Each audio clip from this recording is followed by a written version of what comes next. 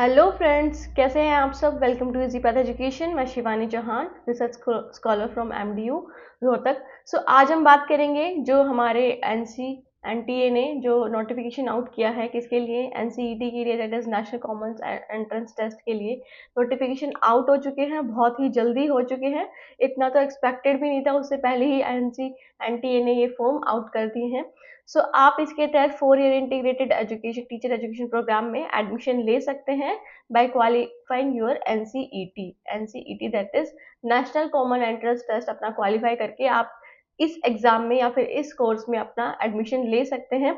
ये 4 year integrated teacher education program है, जैसा कि आपको पता है, और इसके तहत आप आईआईटी, एनआईटी, आरआई और अदर गवर्नमेंट कॉलेजेस में अपनी सीट्स को रिजर्व कर सकते हैं by qualifying by doing it in very good marks, है ना।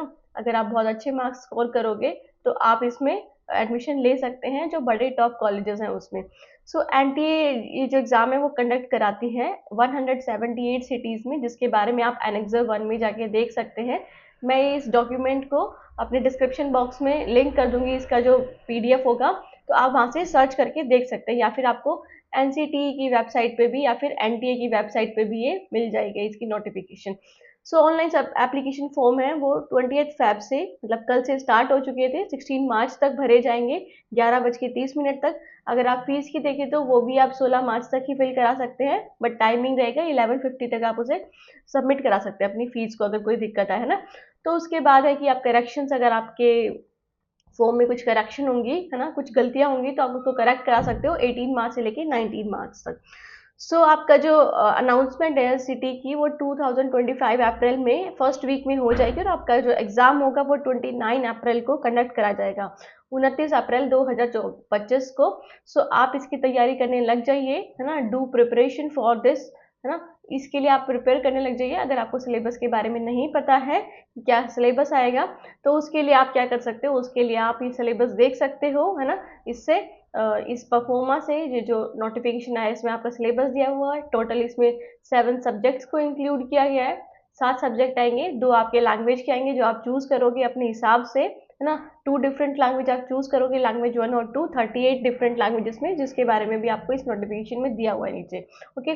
सेक्शन 2 में आप डोमेन स्पेसिफिक सब्जेक्ट करोगे, मतलब कोई भी तीन डोमेन स्पेसिफिक सब्जेक्ट जो आपने 12th में पढ़े होंगे, या फिर जिससे आप अपनी जो है आईटेक कोर्स करना चाहते हो। ओके। तो वो 3 सब्जेक्ट आपको चूज करने पड़ेंगे। Each domain subject will be have 28 question, और हर जो डोमेन सब्जेक्ट है उसमें 28 क्वेश्चन होंगे, जिसमें से आपको 25 क्वेश्चन को अटेम्प्ट करना होंगे। ओके।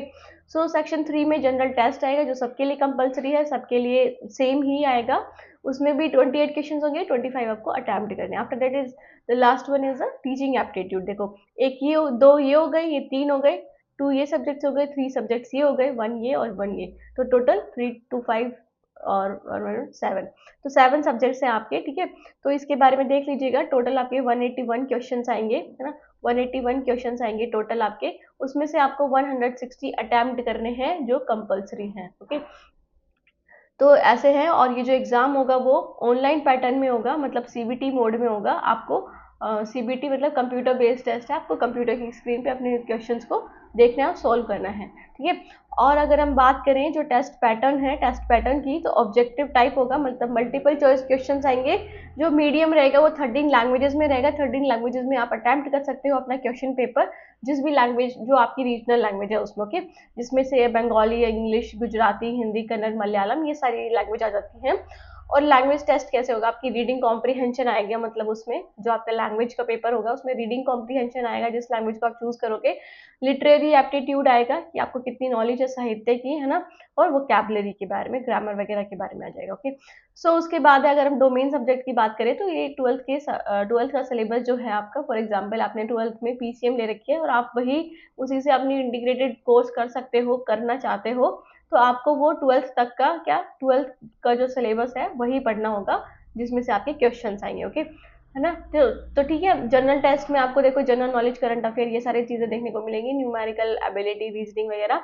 टीचिंग एप्टीट्यूड में आपको टीचिंग से रिलेटेड क्वेश्चंस देखने को मिलेंगे, that is related to science, arts, mathematics, performing arts and language. तो ये टॉपिक्स रिलेटेड टू टीचिंग से रिलेटेड जो आपकी टीचिंग स्किल्स को मेजर करेगा उससे रिलेटेड क्वेश्चन होंगे, ठीक है।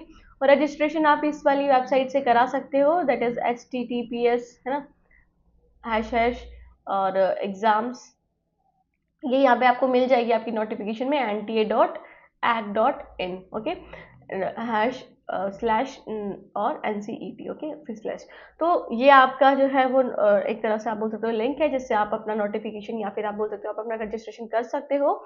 तो ये आपका सब्जेक्ट पेपर है कि कैसे आएगा। तो लैंग्वेज 1 में 23 क्वेश्चन आएंगे, 20 अटैम्प्ट करने हैं। ऐसे लैंग्वेज 2 में भी 20 अटैम्प्ट करने हैं।